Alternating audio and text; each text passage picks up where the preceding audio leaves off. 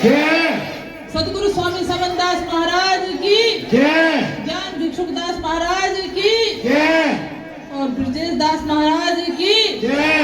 और आज के महान सत्संग की जय। और सदगुरु की प्यारी साथ संगत की जय। और सभी संत समाज की जय।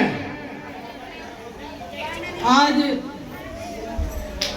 हमारे श्रद्धे परम संत ब्रजेश दास महाराज जी का 40वां है और उन्हीं की श्रद्धांजलि स्वरूप उन्हीं की स्मृति में आज इस महान सत्संग का आयोजन किया जा रहा है। मैं बहुत बहुत साधुवाद देना चाहती हूँ टकाभरी मानववास की सत्संग मंडली को, जो पूरे सेवा भाव से तन मन धन से 24 घंटे सदगुरु स्वामी समनदास महाराज जी के मिशन को आगे बढ़ाने का कार्य कर रहे हैं। जिस तरह से स्वामी ब्रजेश दास महाराज जी और ये हमारी संत मंडली जो पूरे भारत से एक से बढ़कर एक महान संत यहाँ पर आए हुए हैं। नाम अगर किसी का लूंगी, एक का नाम छूट जाएगा तो हमारे, क्योंकि संतों के कोप से डर लगता है भाई देखो। तो वैसे तो संतों का स्वभाव ही ऐसा होता है कि वो कभी किसी पर क्रोध नहीं करते और अपने आशीर्वाद से ही सबको पूरी अपने आशीर्वाद ही देते हैं, शुभकामनाएं देते हैं।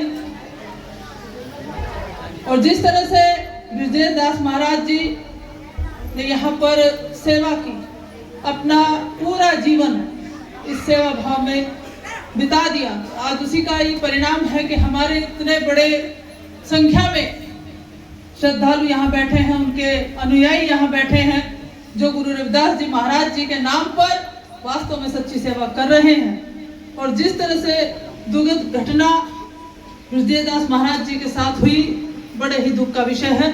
और आज इस अवसर पर यही प्रार्थना करती हूँ कि हे गुरुदेव, कभी किसी के जीवन में इस तरह की घटना ना हो। जो लगातार सेवा भाव कर रहे हैं, पता नहीं क्या बात रही होगी, तो विधाता ही जानता है कि क्या कहानी हुई। लेकिन जिस तरह से एकदम से उनकी मृत्यु की सूचना मिली, एक बड़ा आघात लगा, क्योंकि जब एक पुण्यात्मा और इस तरह का अच्छा कार्य करने के लिए जीवन लिया था जिन्होंने, और समाज में रह करके हमेशा सेवा भाव किया और गुरु की सेवा करते हुए अपना पूरा जीवन व्यतीत कर दिया, जब इस तरह की खबर मिली तो किसी को विश्वास नहीं हुआ। उसके बाद यहाँ पर सभी उनके अनुयायी पहुंचे, दूर दराज क्षेत्र से सभी समाज सेवी भी पहुंचे और सभी राजनीतिक दलों के व्यक्ति भी पहुंचे।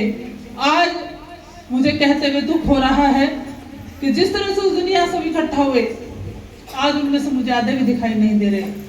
वास्तव में जो कहते हैं वो कड़वी सच्चाई है कि जब कोई व्यक्ति मरता है, उस दिन शमशान तक काफी लोग होते हैं, फिर 30 जेठ के दिन तक और कम होते हैं, 13वीं तक और कम, और उसके बाद में धीरे धीरे राजनीतिक दलों के लोगों की संख्या जिस तरह से यहाँ आज मुझे दिखाई नहीं दे रही, वास्तव में बड़ा दुख हो रहा है।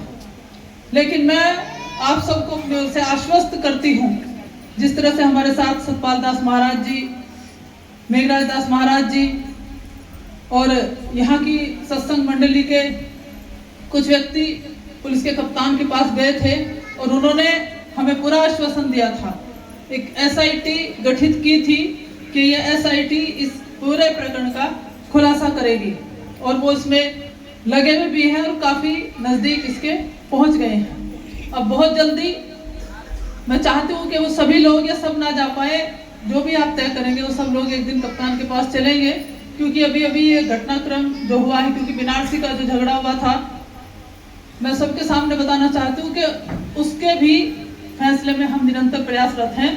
और मुझे बताते हुए खुशी है कि हम काफी नजदीक पहुंच गए हैं और अतिशीघ्र दोनों पक्षों का बैठ करके समझौता हो गया है, बस वो जमा कराना है, क्योंकि किसी भी गांव को उजाड़ने से बचाने के लिए पूरा प्रयास करना चाहिए। बहुत ही दुखद घटना वहां हुई थी और उसमें भी हमारे संत शिरोमणि गुरु रविदास जी महाराज जी की जयंती के शुभ अवसर पर यह घटना हुई, जो हमारे लिए बहुत दुख की बात है। हमारे गुरुजी पर अगर कोई प्रश्न चिन्ह लगता है तो उसके लिए बड़े दुख की बात है। और आगे आने वाले समय में ये बात भी सोचने वाली होती है कि हमारे गुरु जी का इतना पावन पवित्र त्योहार, गुरु जी की जयंती, और इस तरह की घटना हो रही है कि आगे उस गांव में भी आगे जयंती मनाने के लिए संकट खड़ा हो रहा था। लेकिन निश्चित रूप से फैसला होने वाला है, जमा करा देंगे। और जो घटना उस दिन हो गई उसको तो कोई वापस नहीं लौटा सकता। हमारे बच्चे पढ़े लिखे हैं और समाज में आगे बढ़ने का काम कर रहे हैं। ये जो घटना हुई इसमें काफी बच्चों के नाम थे जो पढ़े लिखे थे, जिनका कहीं नौकरी में नाम आ रहा था। तो हमारी पूरी वार्ता पुलिस प्रशासन से भी हो चुकी है। दोनों पक्षों का समझौता करा करके आगे गांव में हमेशा के लिए सुख शांति हो गई, इसी तरह से भव्य कार्यक्रम आयोजित किए जाएंगे। आप सब जानते ही हैं कि हर मनुष्य अपना कर्म करता है। यो तो चाहे जीवन कितना भी हो, लेकिन वही सच्ची उम्र होती है जो हम अपने गुरु के लिए, अपने गुरु के नाम के लिए लगाते हैं, वही सच्चे अर्थों में जीवन है। अन्यथा पशु पक्षी भी खाना भी खाते हैं, सोते भी हैं, अपने बच्चों को भी पालते हैं।